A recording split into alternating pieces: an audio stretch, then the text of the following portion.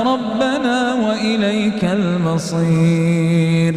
لا يكلف الله نفسا إلا وسعها، لها ما كسبت وعليها ما اكتسبت. ربنا لا تؤاخذنا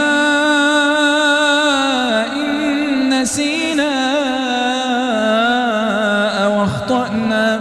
ربنا ولا تحمل علينا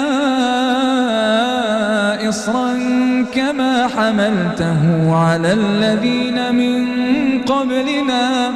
ربنا ولا تحملنا ما لا طاقة لنا به، واعف عنا واغفر لنا وارحمنا، أنت مولانا فانصرنا على القوم الكافرين.